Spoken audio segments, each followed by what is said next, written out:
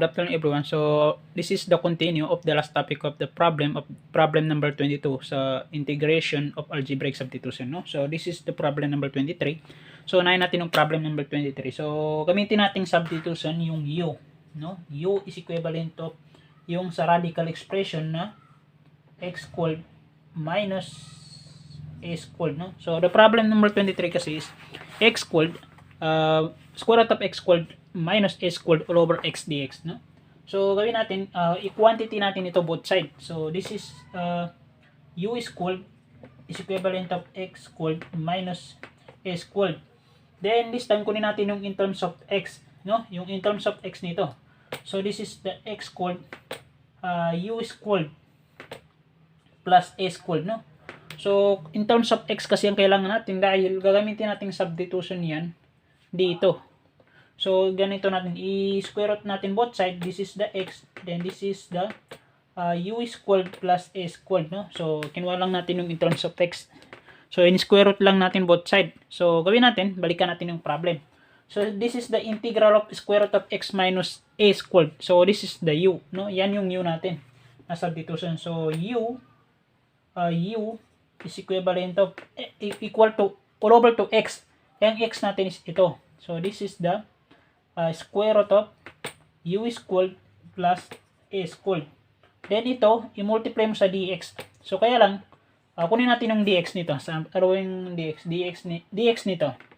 So pag ginawa natin yung dx nito, derivative of x, that is dx, then derivative of this. Ang derivatives nito is u du all over a square root of u squared plus a squared. Yan. Yung derivatives nito. So, tinanggal ko kasi yung try daw natin. Ito, yung derivatives nito. Hindi ito. Ito. Kasi, tignan natin. Ito, derivatives kasi nito is 2u. No? Pag ginawa yung 2u, halimbawa, pag ginawa natin yung derivatives nito, u squared, this is the, kailangan kasi natin yung x. So, dito tayo. U squared, yan, halimbawa, x squared minus a squared. So, pag dinerive natin yung u, that is 2u du, no? Ito, 2x dx. Ito kasi constant. So, i-divide mo both side. Bali, in terms of du na lang yung kukunin natin. In terms of dx, sorry. Du, meron siyang 2u dito. Then, all over sa 2x. Then, equal to dx. So, matatanggal yung 2 pati ito. So, ano yung natira? Yung u at du, all over x and dx. Pinakita ko na yung step by step. Yan yung natira. Dito, yung derivatives nito. Kaya lang, yung x natin, mayroon itong value na what? Ito. Kaya kinuha natin yung value nito. So, magiging, ano yun siya? Ano yung sa taas? U, du, all over, x. Ang x kasi natin is yung square root of, nakikita ba? U squared plus a squared. Kaya naging ganito yan siya. So, dx. Yan. Yan yung rason. Bakit siya naging ganito? Dito yung galing, ha? Kunin mo yung derivatives nito. So, ito yung makukuha ng derivatives nito. Yan. So, doon tayo sa problem. So, this is the problem. Multiply by u du all over square root of u squared plus a squared. Yan. So, ang gawin na lang natin dyan is isi-simplify natin, no? So, yan. So, u times u, that is u squared. Integral ng u squared, no? Du. All over what? All over u squared plus a squared. Bakit naging ngayon? Simple lang kasi ito kasi pag minultiply mo kasi dito, meron kang dalawang divisor which is marireciprocal. Ito, mamumultiply dito, magdi-divide siya dito. So pag dinivide mo yung dalawang radical, ayun sa rule ng radical expression, mariremove yung radical expression which is simplify the u squared plus a squared. Sa madaling salita, kapag ito dinivide mo dito, mawawala yung radical expression niya. Ang matitira yung nasa loob ng expression. Kapag nag-divide ka ng same expression, will remove the radical expression, no? So yan. So, ang gawin natin ito is integrate na lang natin both side. Pero, kung makikita po natin, this is the same degree, no? So, that is second degree sa numerator and ayun din sa denominator, same lang. So, ang gawin na lang natin dito is i-divide natin ng u squared, divide natin sa u squared plus a squared. So, u squared divide u squared, that is 1. 1 times u, that is u squared. 1 times a, that is positive a squared. But, maging negative sign ito and negative sign ayon sa rule ng divisor. So, tanggal ito. So, bring down the negative a squared. Yan. So, yan lang ang kailangan natin. So, that is integral ng what? integral ng u, nasaan natin? Integral ng 1 minus a squared. Di ba yung a squared, i-divide mo dito. So, magiging denominator niya yung u squared plus a squared. Yan. And du. Yan. So, ang gawin natin dyan, simplify. So, ito, integrate lang natin mo. Ang integral ng 1 with respect to du, that is u. No? U yan. So, ito, ang integral nito is what? Ito, pwede mong ilabas yung ano nito, yung a squared sa constant properties of integral. So, simply du all over a squared plus u squared. Yan. Sorry, baliktad. Ay, grabe. Kadumi. Yan. So, magiging ano yun siya? Magiging du all over u squared plus a squared. So, this is the integration by inverse of trigo. So, this is the inverse of tan. So, 1 all over a inverse of tan ng u all over a plus c. No? So, this is the u minus a squared multiply integral. Ang integral nito is ito. So, this is 1 all over a tan ng u all over a plus c. No? So, ito tanggal na ito. Pati ito. So, isang a lang yung matira. So, u minus a inverse ng tan ng u. Ano yung u?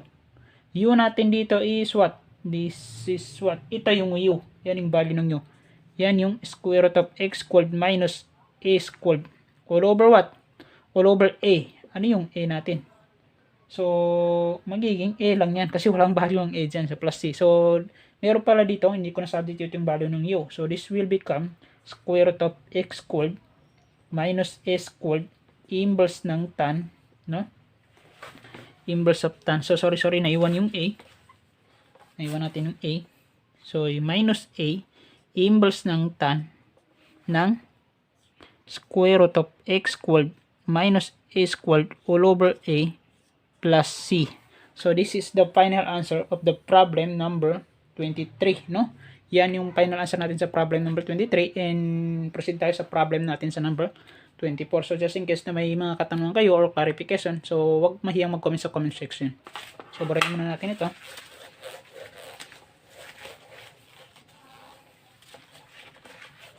Makikita niyo wala tayong eraser.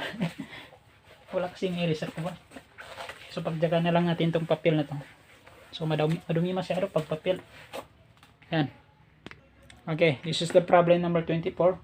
So, gamitin natin substitution dyan is yung complicated. Siyempre, yung x squared plus a squared, di ba?